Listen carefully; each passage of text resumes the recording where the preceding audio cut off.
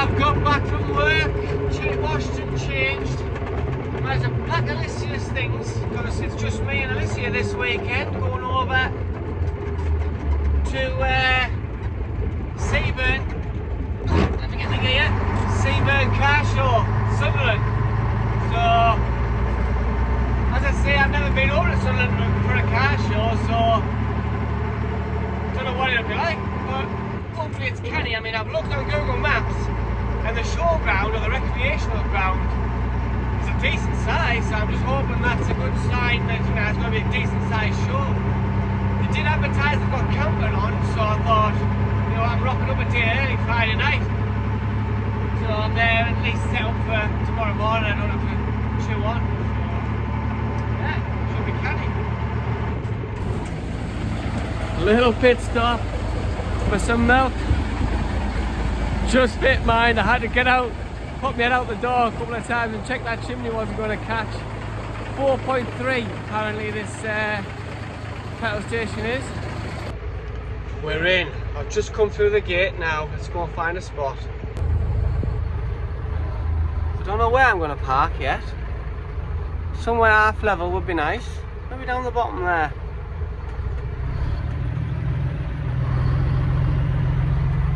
We'll see.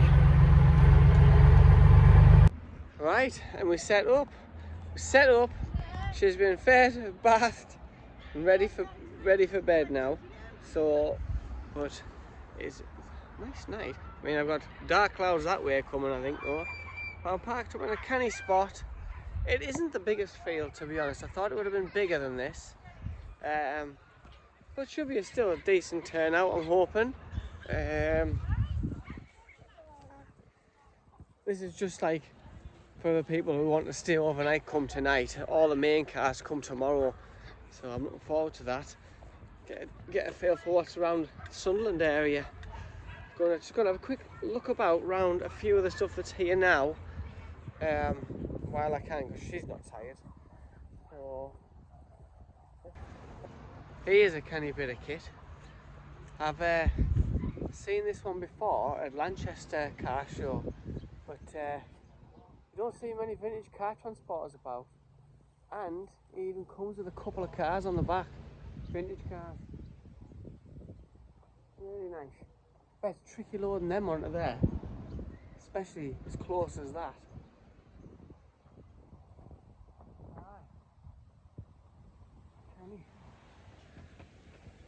Someone else I've spotted as well. Let me show you this here.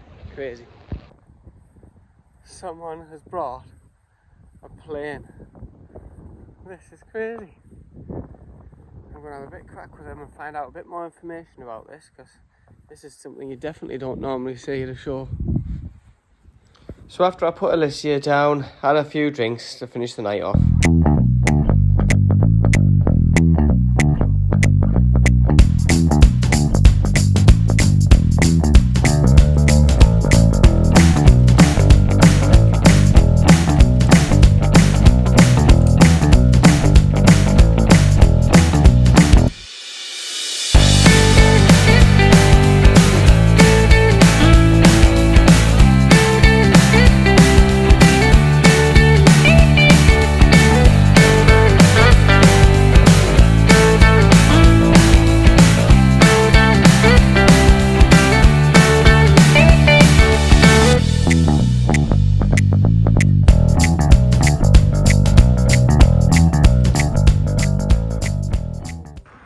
Well, it's Saturday morning, show day.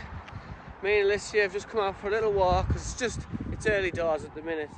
Stalls are still just setting up and things like that. So, not much to video up there. We've got up, had our breakfast. I'm going to have a look down the coast, and it's so calm. It's so calm out there today. I'm going to check this lighthouse out. And have a look maybe down at the beach, I don't know.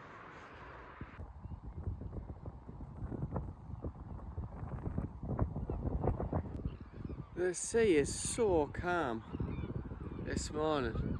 Perfect for spotting dolphins or seals. This is the time to be able to spy them. But someone's going over there with a load Oh, seagulls. Something's happening in the water there. I don't know what. But anyway, so over there, I think that's Wearmouth. That takes you into, that's the river, the mouth of the River Wear. That goes into Sunderland. And then to the north, let me have a look. That there's the Amsterdam ferry. Coming back in, it'll be going into Tynemouth. So, I'm going to have a look. I'm going to have a look up the beach. So just reading up on this lighthouse, apparently the whole thing is made of cast iron, one of a very few remaining in the country, and it used to sit on the end of the pier, the old pier, and it started to crumble away the pier and go into the sea. So they removed the lighthouse from there to here. They've taken the lamp out of it and everything like that. It's just a sort of statue thing at the minute, and that is in a museum in Sunderland, the decommissioned lamp. And then they put the new one over there. I think that one's just made of stone though. But yeah. 1856. Impressive bit of kit. Sunderland used to host the air show, and it was really popular. This place, everywhere around here, used to be chocker. Hundreds of thousands of people came to this, but they ended up cancelling it, and it hasn't been on now for a good few years. But that was brilliant when it was on.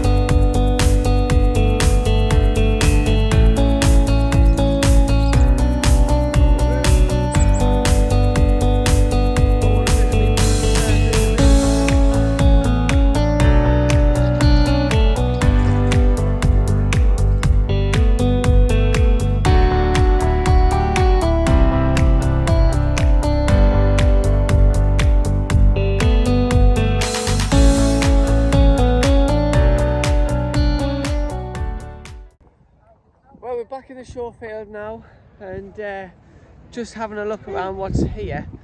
It is a bit later on in the day now. It must be about 11 o'clock, I'm going to guess. No, it must be about dinner time, to be honest. And the turnout is rather poor, unfortunately. So I think you've got 2 rows here of motors, and trampoline for kids, some stalls up by my truck. But as you can see, huge empty areas, you know, huge. Could have been, it had a lot of potential. So here we go, we've got this old plane. Well, it's not old, somebody's been making this by hand, like literally every component they make, and it'll never fly. It's not meant to be flown. It's just a bit of an enthusiast, and they've used some amazing construction methods. The propeller, right? The propeller, from a joinery point of view, I would say is pretty good. They've done a decent job. And do you know what he's made it from? Pallet wood. This is actually pallet wood that he's glued together, like laminated together, and he said he's got about 100 hours in sanding and profiling it to get the right shape. That blows my mind, because it does look really like symmetrical when I've had my eye down it and stuff like that. The engine, radial engine in it, 3D printed. What the hell? Amazing what you can do with a 3D printer. Obviously printed individual cylinders, printed the main central shaft, and then just put bolts in it and bolted it all together. Brilliant. Brilliant. Let's have a look. I like the metal wiring on it. The tyres, smooth tyres. I says, where the hell did you manage to find these tyres at? You know, quite oddball. He said he spent about a week with a sander and sanded some standard tyres, all the grip off them, to get the smooth look. You know? inside the cockpit. Now, he did show me you can lift up this fabric to show you all of the insides. Look at that. He said one of the first things he made was all the brackets, all the bracketry to join it all together. It was made from original plans, so this is exactly how it would have been made back in the day.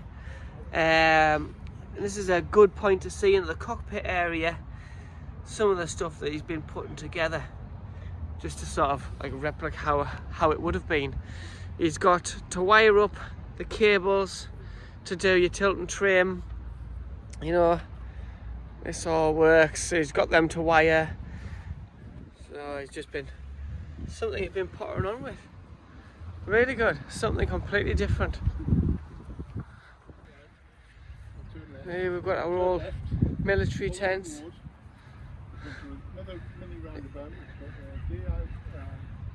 Look at this old British Bedford, I believe he said it was. Because I did originally think it was American with having the star, but he said no, that's not American. That was painted on every military vehicle on the Allied side, so you don't bomb each other. Apparently, quite rare. He says there's not many of these on the roads anymore. He's had it a good number of years though, and does quite a few shows with it. So, but quite expensive to run. She doesn't get very good mileage. They're not the quickest of things, so you know, nice bit of kit. Lovely. I can't say I've seen one of these before, to be honest. First time. A couple of American motors. These are both owned by the same guy. I was talking to him for a bit this morning. America is so ahead of its time on a lot of stuff with cars. I mean, these things have aircon, electric mirrors. No, not electric mirrors, electric windows. He said it's got an electric seat. Some other things that really interest me is this thing here. This is original. It's like, what is it? Some sort of glass eye sort of thing that can see. That's your auto dip headlights. Auto dip headlights. Like, what the hell? This is in the 50s. I can't believe they had that. Way ahead of its time. Also automatic. Nice. Nice bit of kit. Then we've got this US Navy. Originally, was built like this. These windows haven't been put in it after. It's been 7 different colours over the years, he was telling me. He painted this one up. It's just a brush or rolled on paint, to be honest, and I think it's come out really nice. He's done a good job of it. I like the look of it. It's a big old thing. Well, most American stuff is, isn't it? Really nice. It reminds me of my dad's 1952 Chevy pickup. This is 1954, I think it was. I think he said. Oh, yeah, nice bit of kit. Something unusual. I like the unusual. Here we've got the Ford Escorts. Nice little lineup these. Real clean. Real clean. Wow. Yeah. Lovely. Nicely done out inside. Been on the cover of Retro Ford magazine. Aye. Nice. Lovely. Another one in purple. You can tell he's really well looked after. These certainly don't come out in the rain, you know.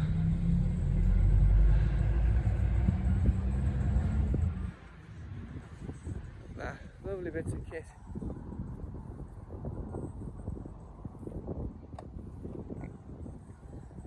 Look at this RS turbo.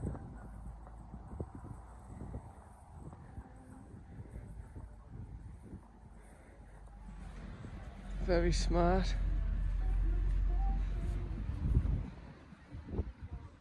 Wow.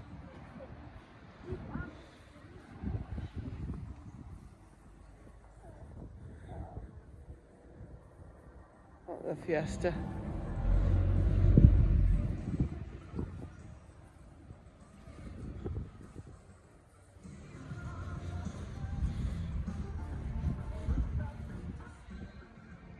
Remember when all these used to be flying around the roads when I first started driving? These couple, class. They were a common sight on the road back then.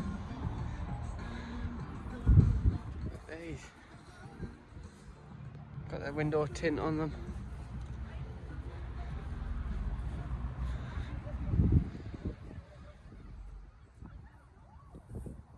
Simplistic. Simplicity is king, I believe. Yeah, I'm just having a look at some of the camper vans because you can't stay at this event. And I noticed on these 6-wheelers, right, it's a bit of a bad design on how you level. How can you level your camper better? And I mean, how awkward does that look to get 2 decent chocks under your back wheels? You can't really. Can't be doing the suspension much good, having it like that for the weekend.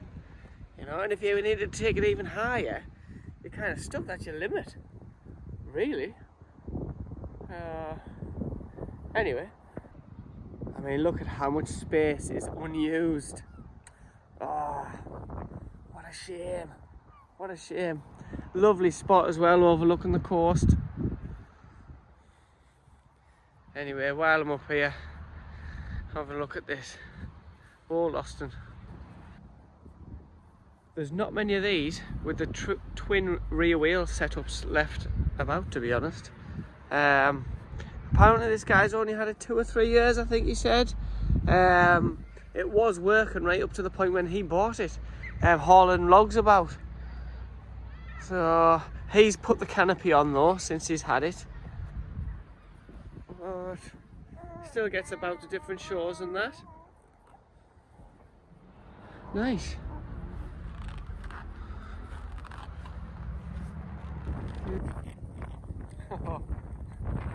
Just when kids are keen, the parents are keen letting the kids go up there. Blooming long drop. I can't say enough. I can't say enough, really. Bloody my kids are younger.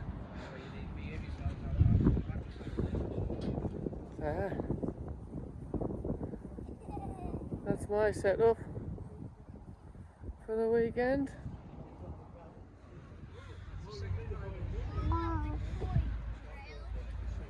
Another couple of nice motors.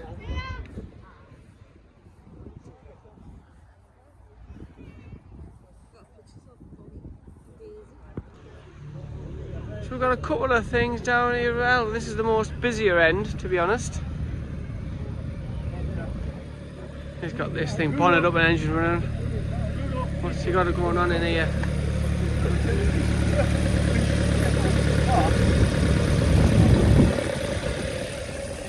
Nice.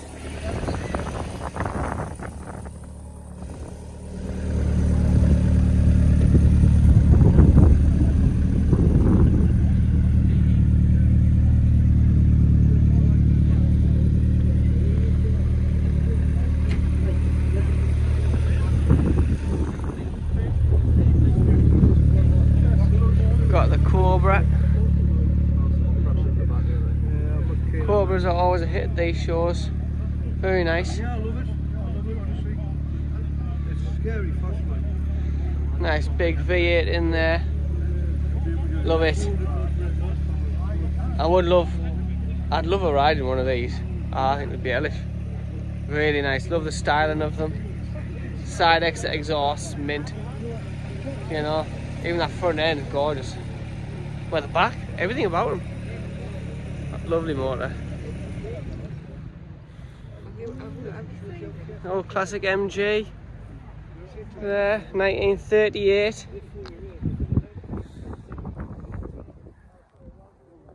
All that stuff. I remember my nana used to have one of these. Oh god, this is a blast from the past. Aye, same seats. She even had that same lock. I've never seen one of them for years. Hey, class. Hey, we went all over the place in one of these. Oh, miss that, Mike. The same colour, everything. I've actually got one. Really nice MG. Lovely, lovely that. I like the colour. Really nice colour. I like that eagle on the front too. 1938. Mini. This, I looked around this earlier. Clean as a whistle. Very nice.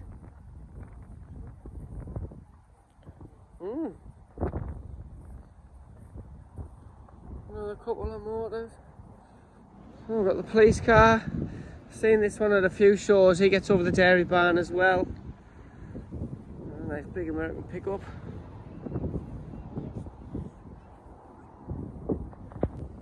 So I was talking to the guys that have these Land Rovers as well. It's got some interesting bits on this one.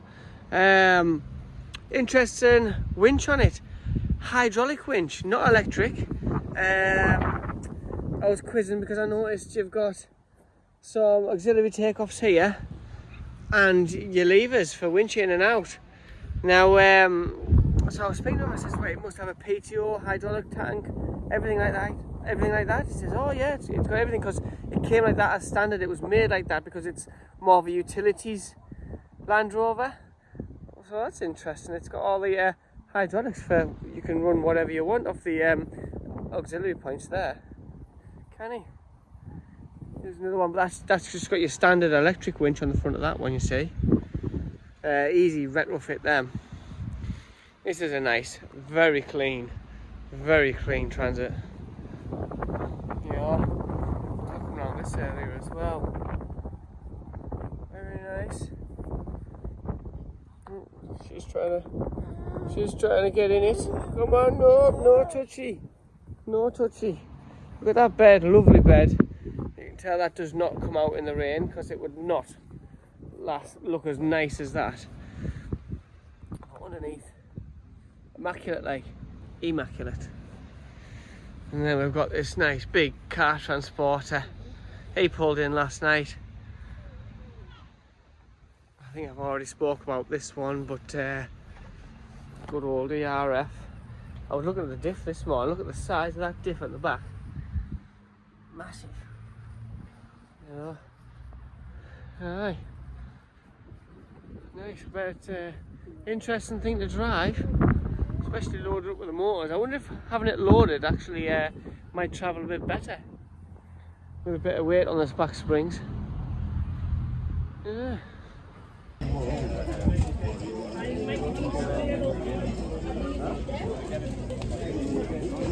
Yeah, that's a canny bit of kit.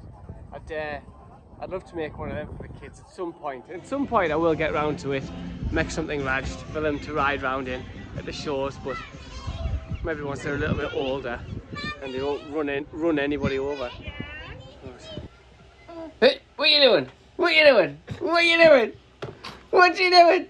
Yeah! What are you doing? Hey, what are you doing?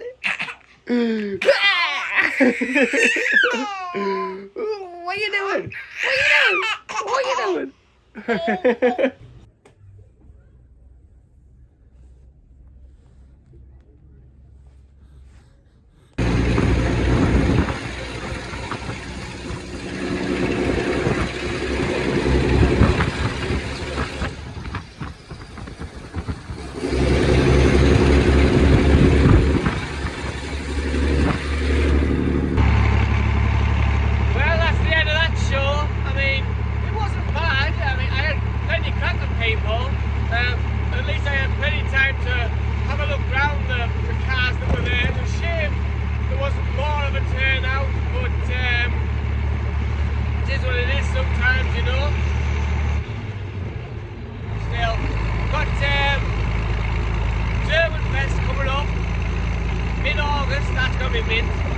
And then I've got Usher Car Show end of August, but German Fest should be absolutely banging. Like, I'm really looking forward to that.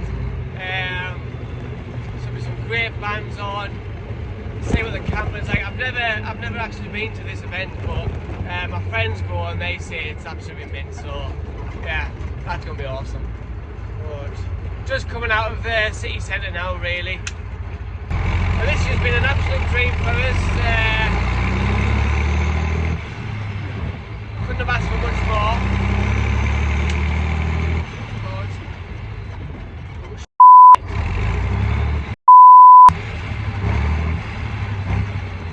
I've lost my gears. Gears that's top. I've only got top gear. I've only got top gear here. Try and get this roundabout coming up. Never going to do them in top. What's going on?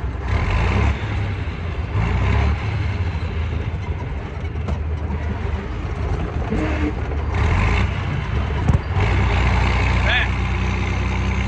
I've got a gear again. That's 6. I've got 6. Don't stop. I need to get around this roundabout.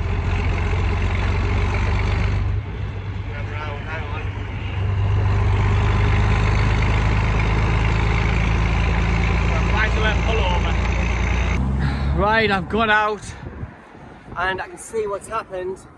The linkage has come off the end. Don't know if you can see. The linkage has come off the arm, basically. That's just a loose bloody cable, and I need to screw that back on. So cab tipped job. Alicia out. Oh my god, what a two. Jacking the bloody cab up. Alicia's out now. She's on the other side in the shade, chilling in her seat. You'll able to see exactly what I mean here when I get in. Gotta put the pin in this for safety when the cab's up. If ever that was to fail, it would come down and squish you. So make sure that's well in. Come on all the way. That's it, she's in. Now trying to get in. Now you can see what's happened. This is supposed to be on the end of that. So I need to put that back on. Right. I've chewed on now and I've got it connected. That was hard work. I had to disconnect this so I could screw it back on. This thing's solid. I can't get that nip back up. But you can't turn the cable either, so it shouldn't unscrew itself. Shouldn't. But let's get the gear dropped, put back away and the cab dropped. And we're away again. Oh, stress. All gears are now working. So I say get home and double check all that when I get back to make sure this is all spot on. Well, I did actually make it home. That connection, I need to look at that a bit closer. Since I've tightened it up where it goes through onto the top of the pin which selects what gear, that was only finger tight when I took the nuts off. So I nipped it up tighter to take some of the wobble out the top, and I'll tell you what, that gearbox is a lot more tight, like nicer now, you know, tighter. It's not floppy all over the place. You actually, there's the gear. That's much better. I do just want to tighten a few things up under there, see if I can get it even better than it is now. But yeah, all in all, I enjoyed being away. It was nice. We had a look down at the beach, me and Alicia, Kenny. So, oh, and something else I want to mention as well. When I was stuck on the side of the dual carriageway on the roundabout, I was pulled over like on a grass verge where the grass was cut so it was short. All these cars going past, and I was struggling on, and I've got a baby that has to be out the cab, or I'll put her on the passenger side of the truck, and all these motors going past. One car pulled over and two women got out, come and ask if I need any help. I'm like, Oh, I just put it back together at that point. But luckily, I was just dropping the cab. Luckily, they just went round and kept an eye on Alicia and kept her entertained because she was starting to get a bit twisty. So I just want to say a big thank you to those two girls that pulled over to check everything was okay. Yeah, shout out to you too. Cheers.